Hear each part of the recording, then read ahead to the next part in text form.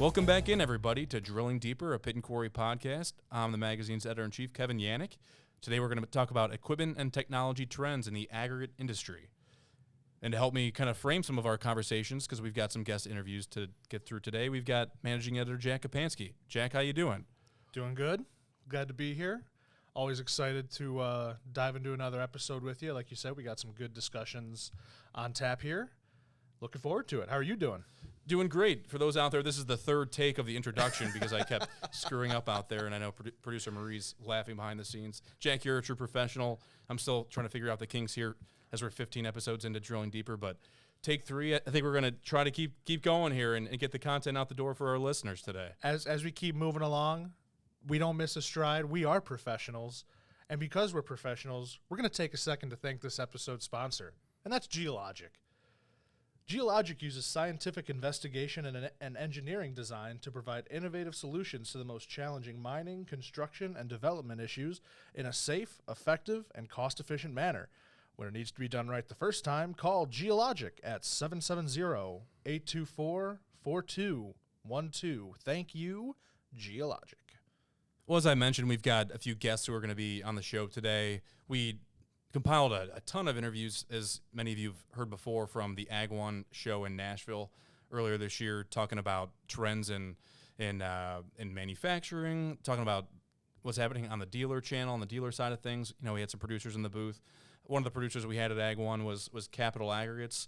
You know, we had COO Jamie Jones and Vice President of Operations Chris Williams in the booth at Ag One, and they're going to be among our guests here today. You're also going to hear from TerraSource Global CEO Kevin Hambris.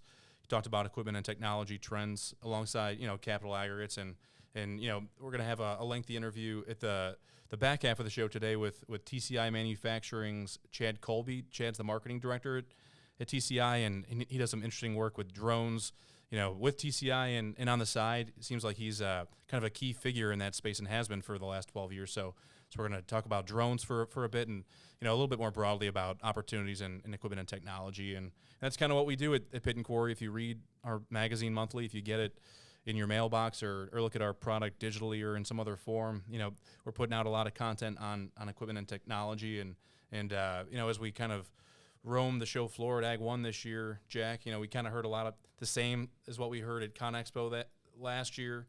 Or maybe reinforcement. Sustainability is a trend that's kind of happening right now within aggregates. But today, our 3 conversations are by and large going to focus a lot about digitalization and kind of digitizing or digitalizing the industry and operations out there, because there's opportunities galore, and as you'll hear from today's guests, we're kind of just scratching the surface of what can be done in terms of putting more tech onto equipment out there. So our first guest today, you actually conducted the interview, Jack, with Jamie Jones and Chris Williams. Jack, take us back to your sit down in Nashville, and what are we about to hear from the guys there based in Missouri? Yeah, a couple great guys. We've gotten to know Chris and Jamie pretty well over the last probably year and a half, 2 years now. They do a great job down in Missouri at Capital Aggregates. Somewhat recently, about a year, rebranded Capital Aggregates, sort of merged their companies under that one banner. You'll hear a little bit more about that in the interview. Just a couple, like I said, a couple of good guys. They've really got a good pulse on what's going on within the industry from a producer perspective. They talk a little bit about what's going on with the state DOT, IIJA funds. They've been to our roundtable the last couple of years, so we've gotten to hear a lot of insights from them in those 2 instances. So definitely I think a good point of view, not only sort of a mid-state within the U.S., but also just a good, I guess you could say maybe middle of the road perspective of how things are going within the aggregate industry from a producer perspective. So without any further ado, and without any more rambling on my part, Chris Williams and Jamie Jones, Capital Aggregates.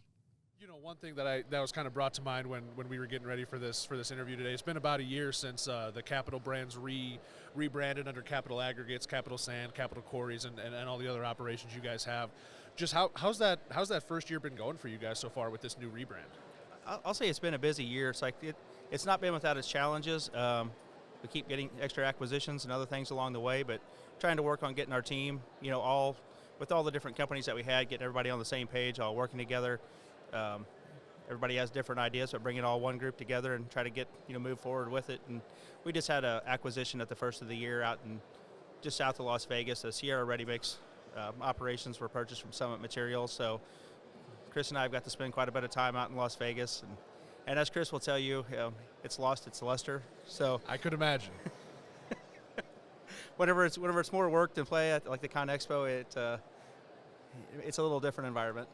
It turns out when you have operations in Las Vegas, you actually have to go out there and work instead of just party the whole time. Absolutely devastating to hear. That's probably the worst news we've gotten on this podcast so far this week. We had a story come out about that back in April or May of last year when the rebrand happened. Can you just walk us through a little bit about what that process was like, why it was the right time to do it, and what kind of the benefits that's provided you guys? Chris, you chime in whenever you want to. It's like last year was the 50th anniversary. Capital Sand was the first company for the Farmer Brothers. So those two guys started off dredging sand in the Missouri River, a 1 or 2 man operation here, and they built it to what it is. So last year being the 50th anniversary, and again with everything that we've had, we've been growing at a fast clip, and all the companies have been, and we were really siloed off in our individual companies, and we had, jack of all trades, working in each one instead of using our most talented people that were for environmental or sales or, you name it, safety, bringing all them together and letting them put their skills to work across all the companies. I mean, it made sense. We, brought on talent like Chris Williams here, He's laughing here, but it's the truth. We have some great people we've added to the team, that have a lot of experience in the industry, and it made it for the right time to be able to go do it. As I talked to you about before, as each of those individual companies is growing and becoming a 3 or 4 million ton a year company, like Jamie said, leveraging the skill sets of the leadership team that's being built to work toward one common goal was really the idea behind Capital Aggregates. Yeah, that's awesome to hear. I'm glad that's been going well for you guys. You two, the last couple of years have taken part in our roundtable, and Chris, you've kind of drawn the short straw back-to-back years of being in my room. Jamie kind of lucked out with being in Kevin Yanik's room last 2 years. But, just to kind of touch base on kind of some stuff we may have brought up at the roundtable. How was last year for you guys business-wise? How's this year been treating you so far, and what are you kind of on the lookout for the rest of the year?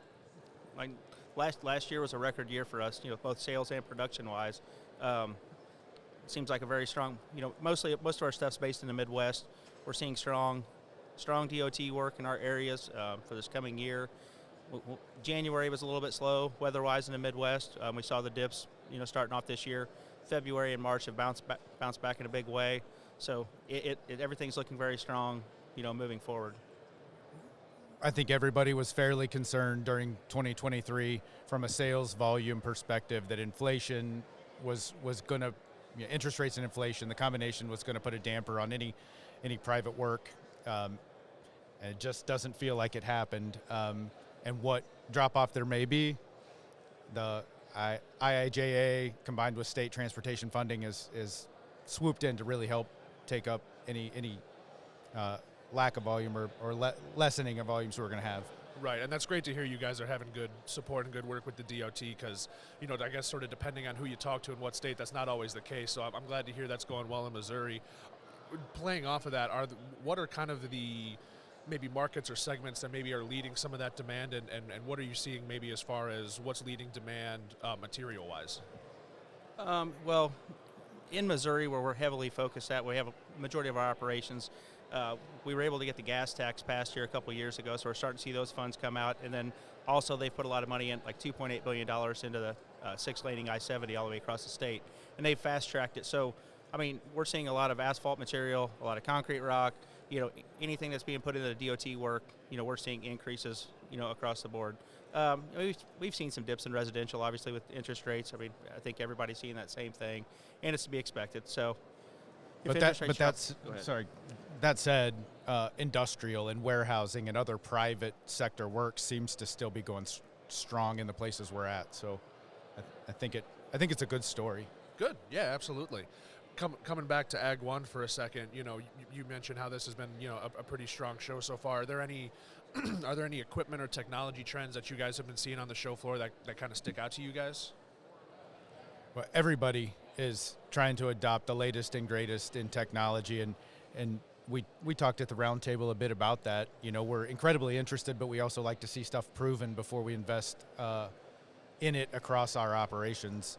So, and just like Chris said, we want to adopt more things, and we find ourselves whenever we make our list of goals we want to get done, we put it up there, and then as we say, hey, we had record production last year, or hey, we get a new acquisition, we keep finding that our attention gets refocused in other directions along the way. So trying to get some of these things to the finish line. I'm sure some of the vendors out here that we've engaged with over the last year or two, trying to get this stuff to the finish line, I'm sure we're they probably want to give us a little kick every now and then, but we appreciate everybody's patience as we try to get there. Absolutely. And then, just kind of going off of that, Chris, you mentioned wanting kind of the idea of wanting things to be proven before you really adapt it, and that's obviously understandable. Are there any, and not asking you guys to necessarily let the genie out of the bottle, if you will, but are there any things that you guys have kind of been focused on in the capital aggregates realm, and as far as working to adapt, or maybe anything you're keeping your eye on for once X or Z becomes proven, wanting to maybe jump on that opportunity?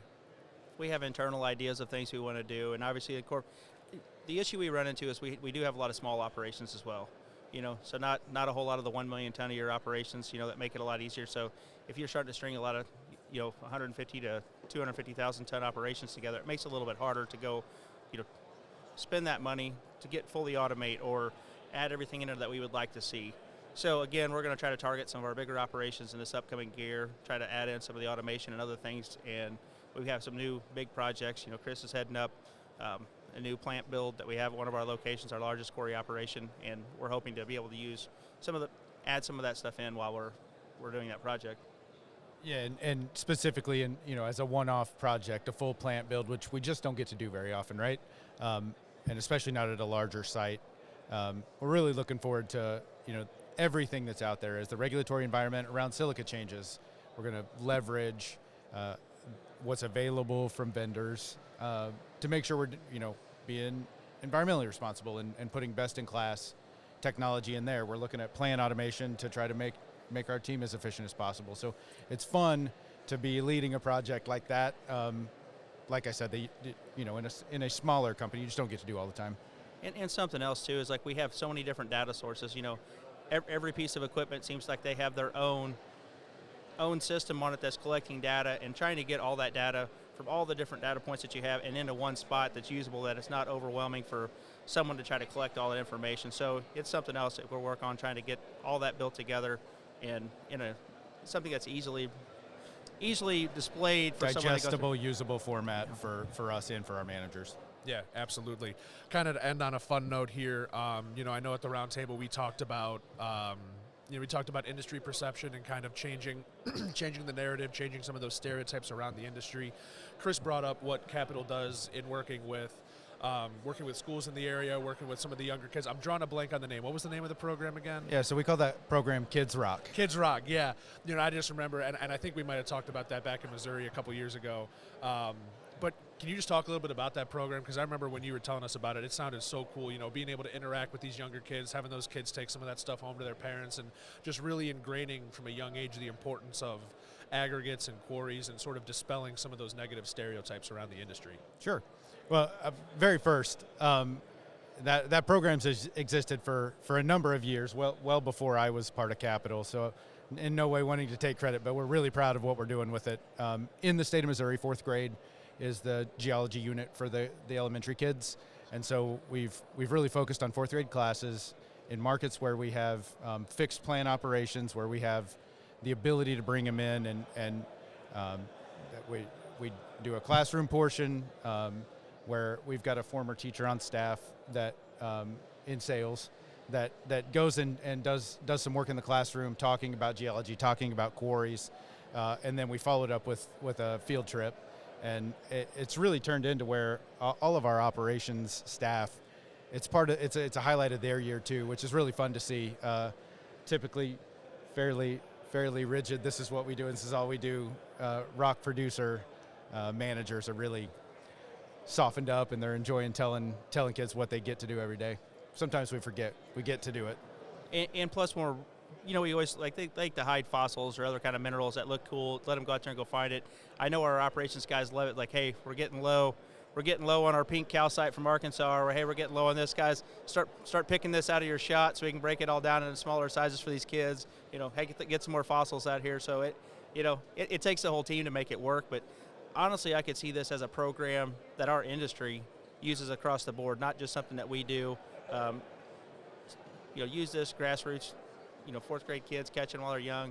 Love seeing the big equipment. Love going and having a little bit of fun. I feel like every class that we have brought in on it has wanted to do it again. Sometimes like you're pitching this to a teacher, hey, what's this about? I don't know of anyone that has done it that has not wanted to bring their class back the next year and just make this part of the curriculum. Yeah. If I shave my beard and kind of put some shoes on my knees, think I could pass for a fourth grader in Missouri? Yeah. we can put you in there. Tough sell, Jack. You're welcome to come anytime, though. Yeah. Well, thank you. Well, Chris, Jamie, thanks so much for spending this time with us. Really good insight on everything, and just appreciate you guys joining us. Yeah. Great to see you. Thank you, Jack. Thanks for Enjoy having the us. rest of Ag 1. All right. Once again, that was Chris Williams and Jamie Jones with Capital Aggregates. Thank you guys so much for joining us. Chris serves as VP of Operations, and Jamie Jones is COO of Capital Aggregates. So they've been doing this for a while. They know what they're doing. They know what they're talking about. Always great to talk with them, and always a good time with those guys. A lot of good insight there. So thanks again to Chris and Jamie for joining us. And then you had an interview. Well, obviously we had several interviews ourselves, but the next one we're going to be hearing from is Kevin Hambris, CEO of TerraSource. How'd that one go? It was great. Yeah, we've heard from Kevin a little bit already. I think it was episode 12 where we kind of compiled a dozen or so Ag 1 interviews together, spliced those together about people's Ag 1 experiences. And Kevin, if you're a regular listener to Drilling Deeper, you heard from Kevin there. But we had a lot more with Kevin that we haven't yet shared, and we're going to do that here in just a moment. But just like we heard from Jamie and Chris at Capital, we kind of get a sense of the business environment out there in the interview to follow here with TerraSource's Kevin Hambris. He talked about what's driving sales, or what customers are asking about, what they asked about at the Ag 1 show, and what's generally being asked about by aggregate producers when they're looking to their vendors, be it manufacturers and dealers. And without spoiling what Kevin's answer was, he really kind of hones in on two key areas, or two key drivers that are fueling equipment demand at this point. So Kevin's going to get into that pretty early in the interview, and without further ado, here's Kevin Hambris with TerraSource. On the show floor, Kevin, what sorts of things are you hearing from customers? I mean, the fact that people are here, it tells me that they want to buy, they want to engage you guys. What are they telling you? What are they asking of you? What sorts of things are you hearing? Yeah, so a couple of things. We're in the crushing, feeding, screening, and separation business when it comes to minerals. And there's two common themes that we're hearing. Everyone's focused on safety. So what are we doing to make our equipment even more safe? And the other thing, what are we doing to help it be automated? So sensing technology, making that equipment smart, that's important to them, right? Because we're all working with less people. We need really reliable equipment. So those two things have been a real common. How challenging is the sensor front, equipping equipment with sensors? One interesting sentiment I heard of late is that we heard it at the Pit and Quarry Roundtable, even I was kind of doing a little digging on it, but the sensors that are available out there, maybe they're not as durable because our equipment is heavy duty and it's in tough environments, dusty, dirty, all those things that we know aggregates to be. I guess how tough is it to have the right sensors, the right things equipped on crushers and the other things that we need to know information about? You would think on the outside it's maybe complicated and we're not there yet, but if you look at your motor and your big bearing people out there, they've already got this really to go off the shelf, ready to plug and play into a system. So it's already been tried and tested. And you think about difficult or really tough equipment, the industry's ready, equipment suppliers are ready, and our end users, they want to be safe and they want to automate. So the time is now. How are producers, your customers, how are they managing the information that is being poured out of the equipment that they're utilizing? I feel like that's a theme that we heard coming out of ConExpo last year, and we're seeing more technology coming into the industry being tied in with the equipment out there. Then what's it like when there's a producer out there, maybe with some dealers, and then manufacturers to make sure that the end users ultimately utilizing the information that is out there? Yeah, so, some of this is just pure data acquisition. You're just looking at the information. In some cases, you've got pure control as well as data acquisition. Lots of different platforms out there. I mean, the big control systems companies like Rockwell, Honeywell, they got stuff ready to go. And a lot of it is a little bit of a culture shift or a paradigm shift because they're used to working just on a manual piece of equipment. Now they got information at their fingertips. And it can come to us on our phones. We know everything is coming to our phones, and it's available. So, yeah, it's an interesting time. Yeah, on that front, you could say the industry has changed dramatically, or it's starting to shape up a little differently over the last 5 or 10 years, and I would think the next 5 or 10 are going to look a little bit different. Keep hearing the idea, this next generation, if we're going to get them in, we need to change a little bit and incorporate some things, bring in more technology to excite them, get them in the door, but because of maybe people shortages, get the things in the doors that are going to help less people manage things more effectively. What do the next 5 or 10 years look like? Do you have any thoughts? Well, you brought a good point. You said the word generation. I mean, if you just look at the baby boomer population versus even X, Y, and Z, that Y and Z is that generation that's coming to work that we've got to equip, and that generation's smaller. So if you just do some quick math, you find out real quick we don't have enough people to fill the gap. So what does that mean? We need capable equipment. We need resources, and we need automation. So the timing is now, and if we don't act quickly, we'll be behind. We won't be able to even supply what the band is asking for. So, is that the biggest change, the incorporation of some of this technology, and then maybe in part because of the loss of people, Kevin? Is that one of the bigger changes you've seen or experienced in your time? Well, I think it's two things. It's labor shortage, reliability of just the labor part of it, but the efficiency gains and maybe cost gains that you get where you can put people on other things that are more complicated, right? I think you get better allocation of your people, and that makes you more effective, more efficient as a business. So it's not just the labor shortages. I think it has a cascading and a number of effects that really helps you drive your business in a meaningful, profitable way. You got to remember, we're in the business to make money, and if we can be more efficient and effective to do that, we have to look at those alternatives. Well, let's talk maybe broadly about 2024 from a business standpoint.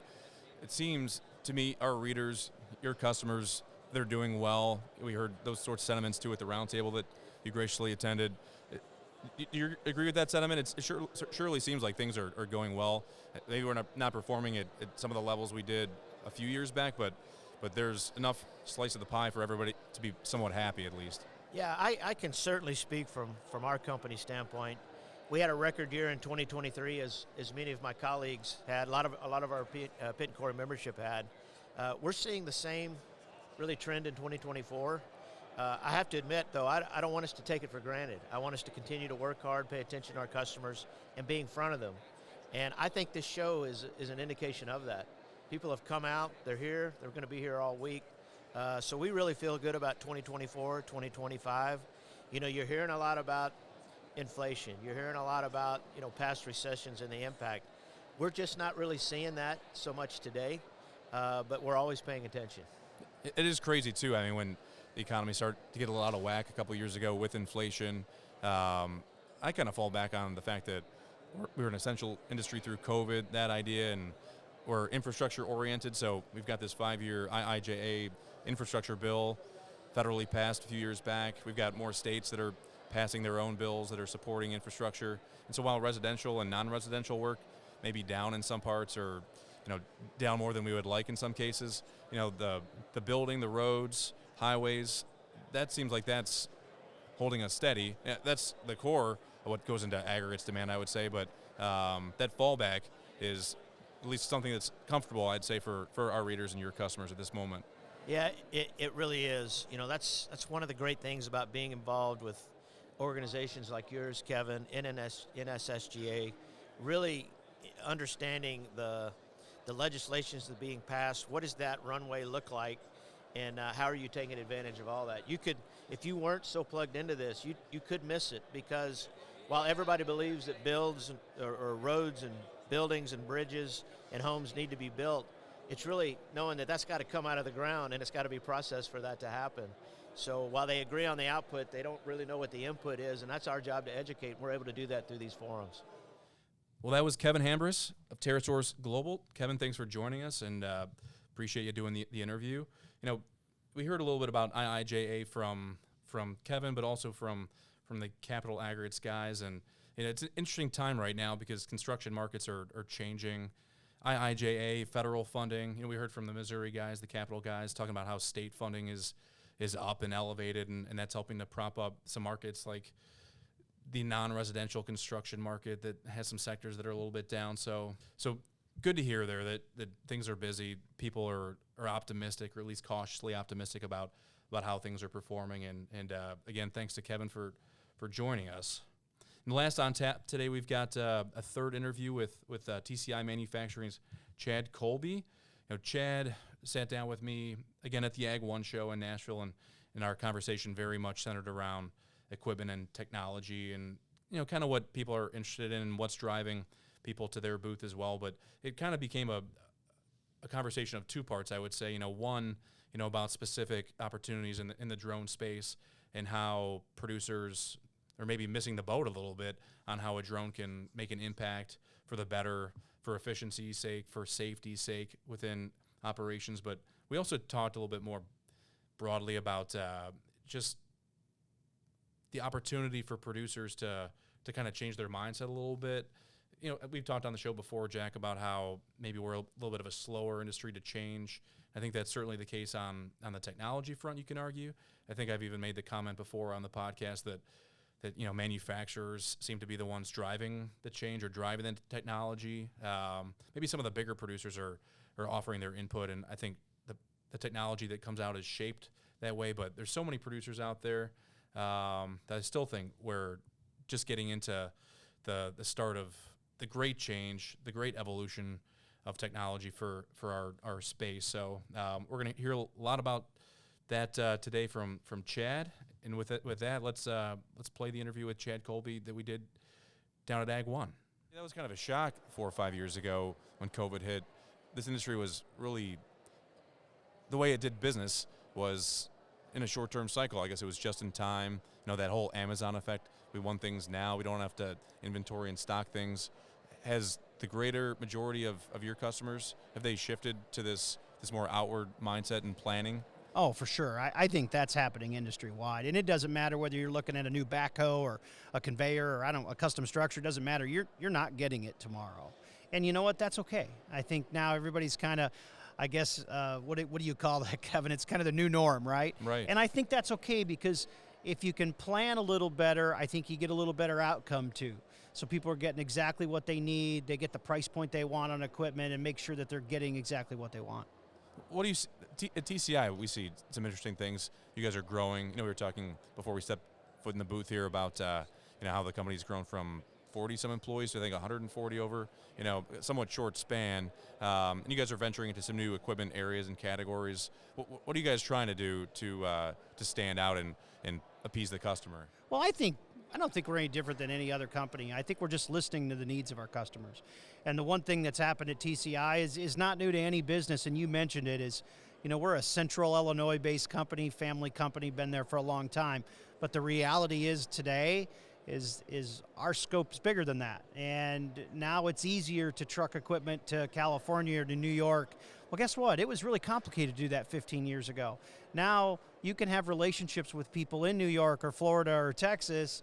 You can do that pretty easily now, and quite honestly, they don't care where you are as long as you can take care of them. And I think that's the difference in the industry, is a lot of companies today, and ours are no different, is you pay attention to the needs of the customer and you take care of them when you need it with great parts, great service and support, and that's what we're really working on, listen to that customer.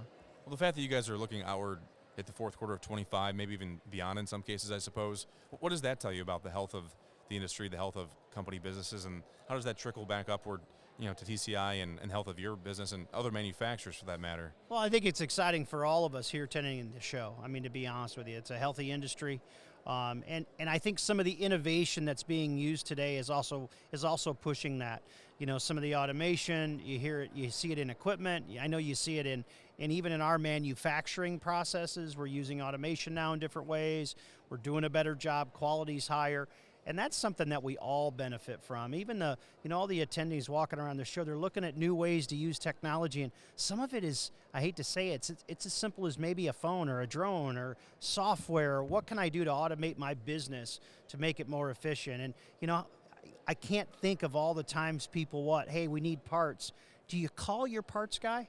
or do you text him a picture of the broken part? And I'll be honest with you, there's a lot of your listeners, Kevin, that would prefer a text rather than a phone Shorter, call. to the point. And think about that. That didn't exist 5 or 6 years ago. And I think that's the exciting part of the industry is that evolution. And boy, are we in another strong surge of evolution in our industry, and that's great.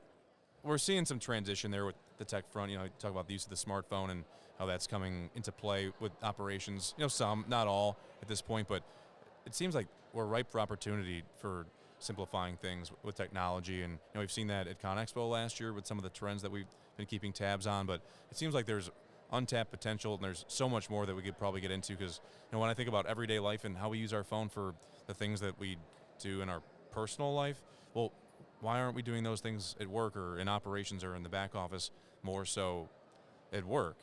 Yeah, I can't agree more with what you just said. I think it's interesting how we carry a smartphone, but a lot of people in this industry, their smartphone might be 5 years old, but yet they're climbing up inside of a $750,000 machine that they just bought, but their phone's 5 years old. And I see that all the time, and they miss the benefits of the new sensors on the phone. My goodness, this phone I'm holding has a LiDAR sensor in it right now. I mean, I used some AI software the other day that you could walk around a stockpile, and it would give me volumetrics with my smartphone, Kevin. That's wild, yeah. And listen, you can't do that with an iPhone 5. And listen, if you're listening to the podcast today and your phone has a button on the front of it, go to the Verizon store, okay? And trust me, it'll be the best $500 or $1,000 you ever spent. And the reason a lot of people don't do it is they don't know the advantages of that technology. And I think that's getting back to what you said. There's so many opportunities in that lane right now where you can take technology and save time, get home to your family, and most important, a lot of the cases it's safer. Using a drone on a job site. Come on, there's no risk in that today. Drones don't crash. They take great pictures, and the scouting aspect that we can go on and on. That's a whole nother podcast, I should say, talking about drones. Yeah. But it's just, I think that's the part of frustration I get talking to customers is you got all these great technologies out there, but are you using them in your operation? Some of that's got to be fear, the fear of the unknown, unwillingness to change. That's the case for anybody, whether you're young or old. We like things the way they were, the way we knew them. But I think you can argue too, Chad, that if we're going to bring in new people and be an exciting or sexy industry, that we've got to make things a little bit simpler. You've got to meet the next generation where they're living and operating. So again, it seems like untapped potential for some change there. Oh, I couldn't agree more, and I think the industry would agree with you. I think the hard part is you've got all that different mix of customers or employees, right? You got the guy that's been there for 25 years reluctant to change, right? The guy that's running that same machine for the last 10 years who doesn't want all the automation in his new wheel loader, okay? Because he used his other one just fine. And there's a fine line there, right? Because a lot of these good seasoned guys are just as good as the fancy new equipment. The advantage to the new equipment is, in a lot of cases, it can take an average guy and make him do really good if he knows how to operate it correctly. And I think that's exciting. Well, on the same vein of technology, Chad, we were talking about drones before we sat down, and it sounds like you were kind of at the very forefront of drone use and flying drones around. You said you were a pilot. I guess you got your drone license as well, and you were just kind of talking about some new DJI technology that could be game-changing as well. And, we've been covering drones probably for, 6-7 years now on the magazine, and what the capabilities are there. I wasn't aware of some of the smartphone stuff you were talking about with LiDAR built into the smartphones, but tell me a little bit about your history and experience with drones, and are we just at the tip of the iceberg at this point where, in terms of what we can do with that equipment? I think on the short conversation with drones, it's real simple. Is when drones really started was about 12 years ago, okay? And I've been doing this a long time in drones, really when they began or actually even before that. And they were real cumbersome, okay? For example, you'd maybe invest $6,000, $7,000 in a drone that had a GoPro camera that flew for 10 minutes, that required all kinds of vendors to make it work. And I just want to say it was a hobby, okay, because it wasn't practical for everybody.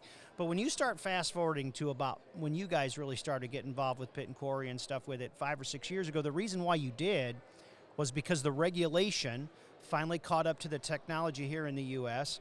where you could get your, back then it was a 333 exemption, now it's a Part 107. You could get your license, you could fly legally, you could do all those things. Well, when that happened, then you had all the manufacturers of the technology going, okay, we've got regulation now, let's ramp up the equipment and invest in the equipment. And we've got some equipment today that can just do phenomenal things. And I was showing Kevin here before we got on the podcast that there's a product that I want to say has been dreamy, if I could say that. Or what if we had a box on a job site, and what if that was an all-weather box, and I could remotely dive in from a smartphone or a laptop, tell that drone to come out of the box that's charged, fly my job site, maybe get volumetrics in my quarry, then go back and land.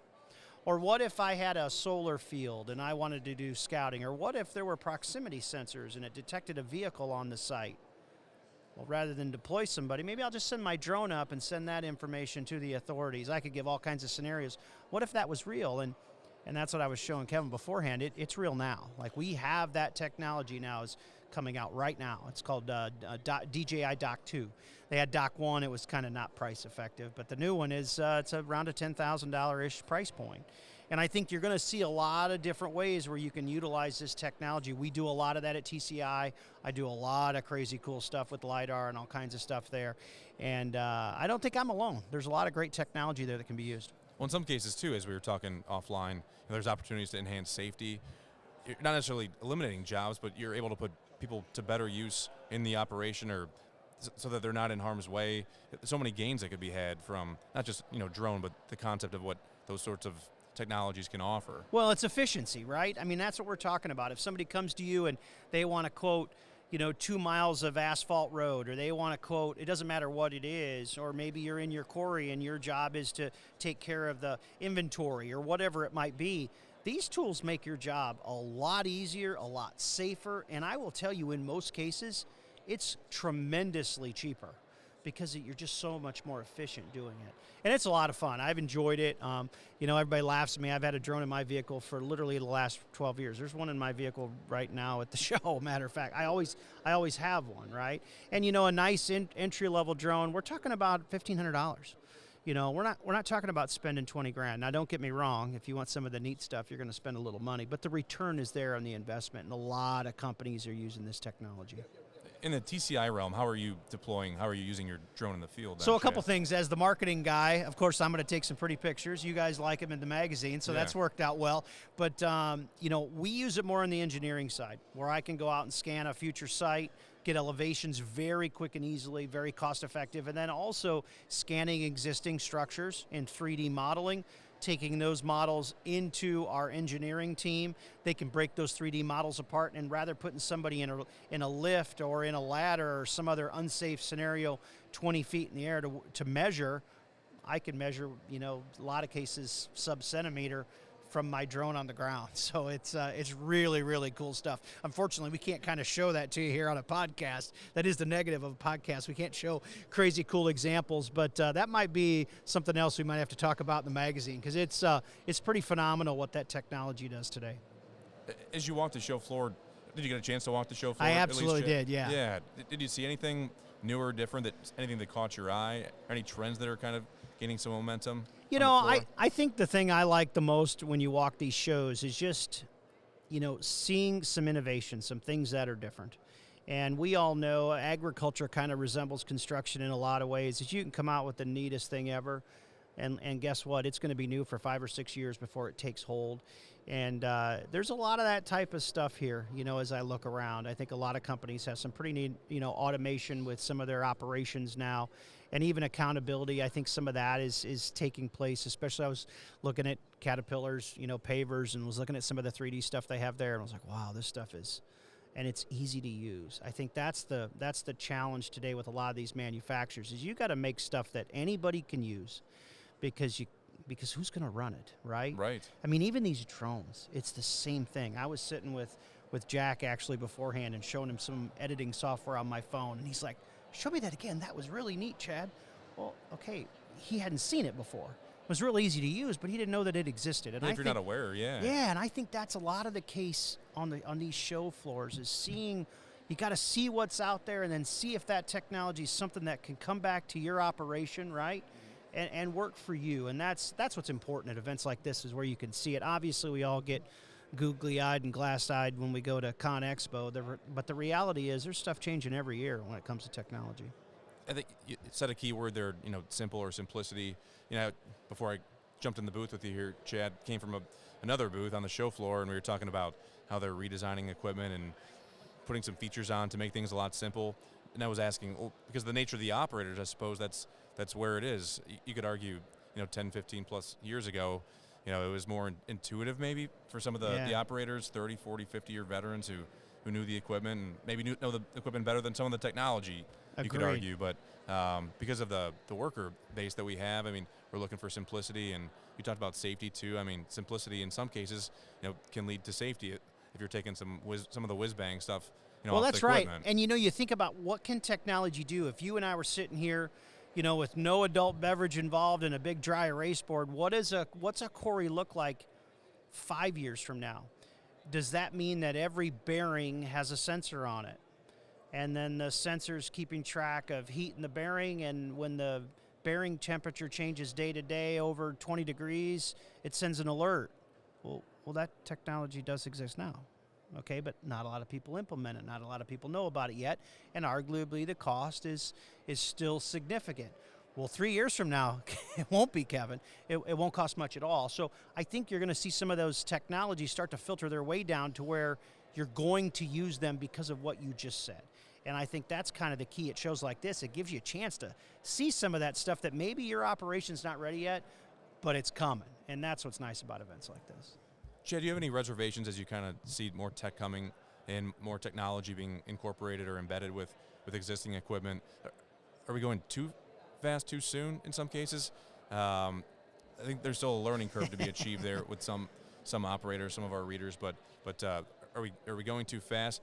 I know we need to get there at the end of the day, or at the start of the day, you could argue, but what's the best pace to get there, I guess? Oh, that is such a loaded question, and I love it because I get it all the time. I think the hard part is so I'm a little over 50 years old. I'm 52, and I was with my dad in junior high when he got his first bag phone. We farmed, and it was $1,800. My dad got his first cell phone, and the main reason why was when we broke down on one farm, we'd have to drive 4 miles to town to use the phone. And as weird as that might sound on this podcast, I don't think any of our producers are any different, okay? A lot of places across the country don't have internet. Well, have you ever heard of Starlink? You can get internet now anywhere with some solar power if you want it, and have high-speed internet. So now internet's not a problem, right? Well, when you're talking about investing in new technology and what does that mean? Well, the hard part is you've got to get on the bus, because whatever's coming at you, that speed it's so fast right now that if you got your hands in your pockets and you're thinking, Kevin, I'm just not there. I think that article you wrote is great, but I'm just not ready to do that in our quarry yet. I'm going to wait another year or two. Well, I got news for you. It's going to change again. And I think part of it is you have to take a little bit of leap of faith, but that you also have to make sure that the money you're investing in technology, you get an immediate return. And what I'm saying is maybe that's a high-resolution camera system you can put in your quarry now because you have high-speed internet. Because if you didn't have good internet, the cameras weren't going to help you, correct? So, and I think a lot of that in that case is you cannot stop, because if you do, others will pass you by.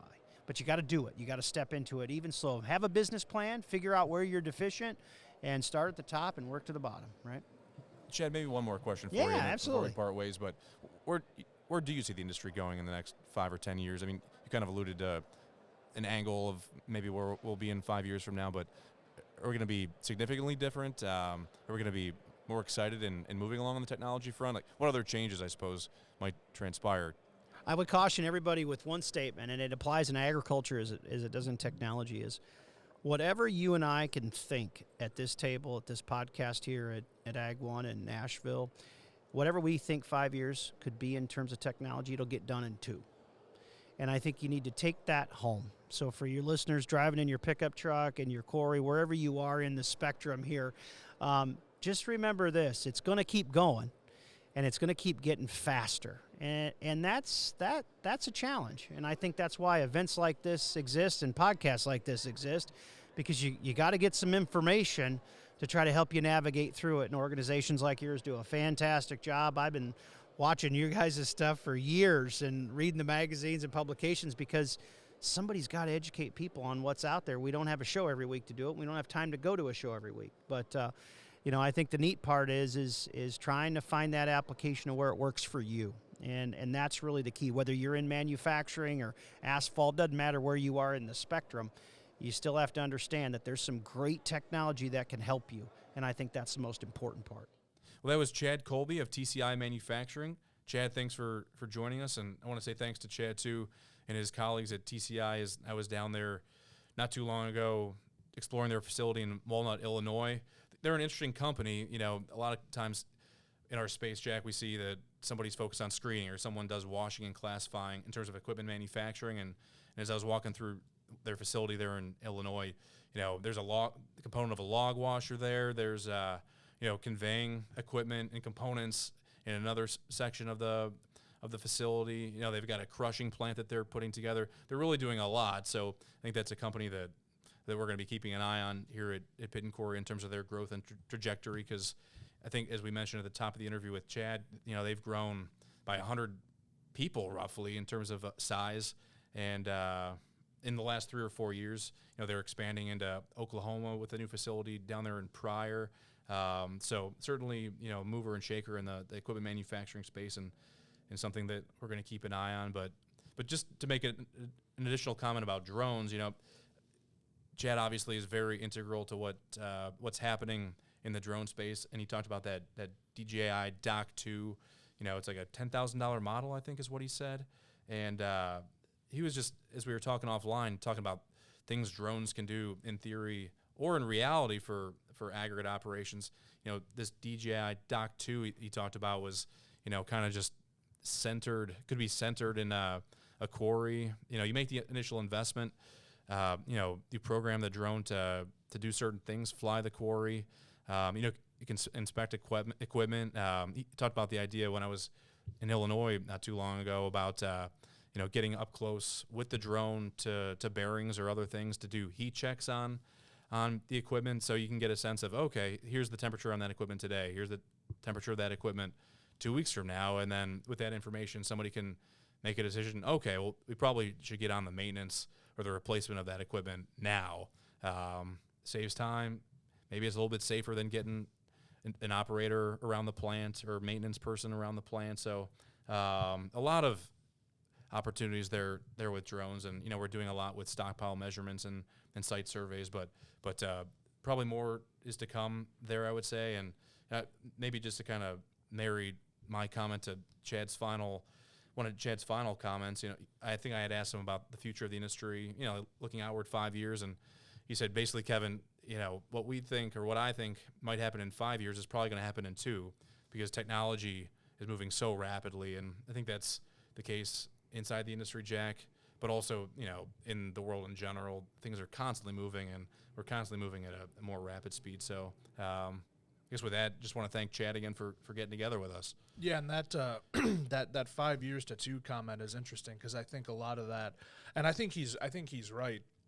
I think that's probably a pretty fair assessment. I think the only thing, it kind of goes back to something you touched on a little earlier this episode, and something we've talked about before in the past kind of at length, is that I think that sort of comes back to how willing producers and manufacturers and people within the industry are going to be willing to accept that new technology. If they are willing to sort of take those leaps, sort of maybe have 1 or 2 larger, middle to larger sized companies be sort of those pioneers, if you will, to try new things out, to advance the technology, so that these companies can sort of go back, say, all right, here's what worked, here's what didn't. Now let's improve it. And, as more and more people start to see those results, hopefully that is the case, that it kind of shortens that window where we're not waiting 5, 6, 7 years for certain things. It's coming in 2 or 3. So, like you said, a lot of good insight there from Chad and from Kevin as well. And you mentioned Kevin talking about the drones. As far as stockpile management and site surveys go, I was at a manufacturer event recently, and they were, had on display their specific type of quarry management or quarry viewing software. and all it sort of consisted of was you just sort of sent a drone up, it got a view of everything, and then it spat out onto your computer a mock-up or a view of it, showed you how tall the stockpiles are, what the grades are, showed you all this intricate information to give as accurate or as close to 100% of a reading as possible. And I asked him, I'm like, okay, well, how often can you do this? And the only limit is how often do you want to spend, maybe half hour, 15 minutes, half hour to send a drone up, have it fly and scan everything, and then bring it back and upload it.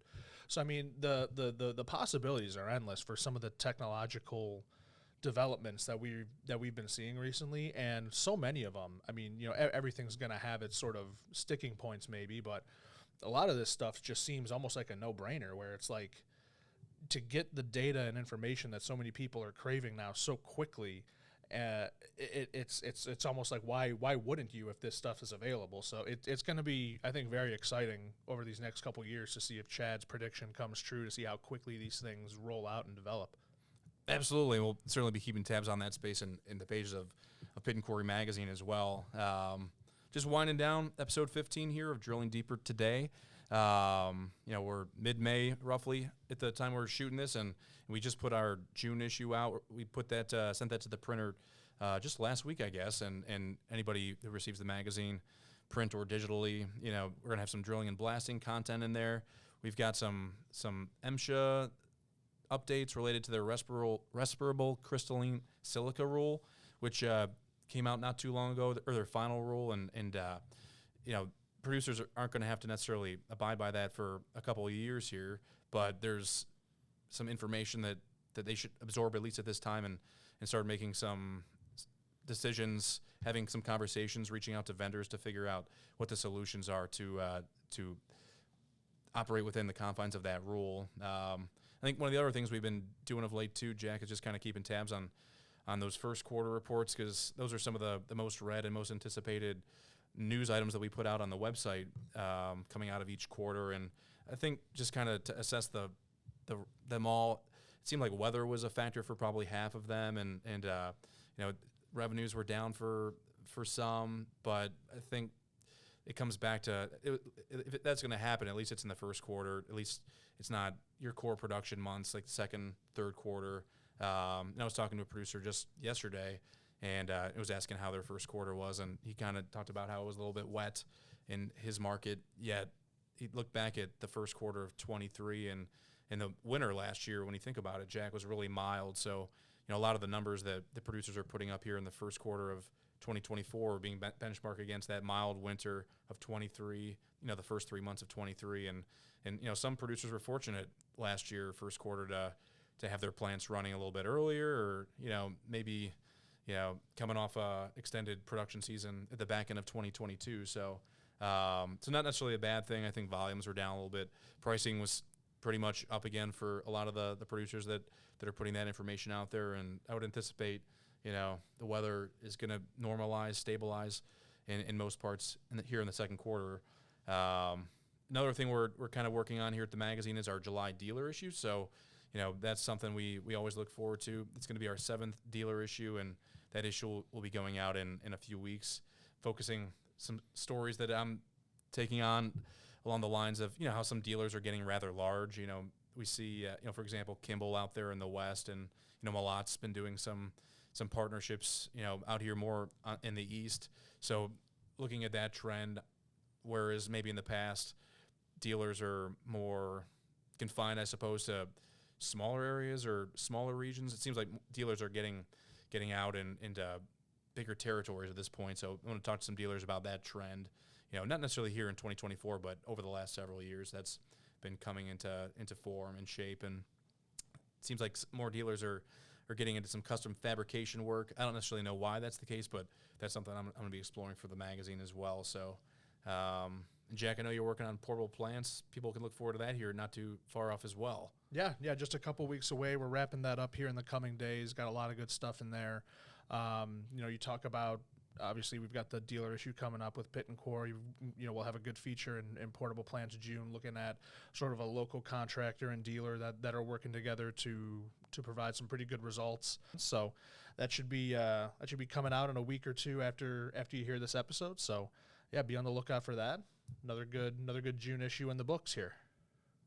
Well, thanks again to our guests today, Chris Williams, Jamie Jones, Kevin Hambris, Chad Colby. Appreciate you guys getting together and sharing your insights with us and our audience. And Jack, that's the 15th episode down, and we'll look forward to getting another one out there in a couple weeks, everybody. Absolutely. See you later.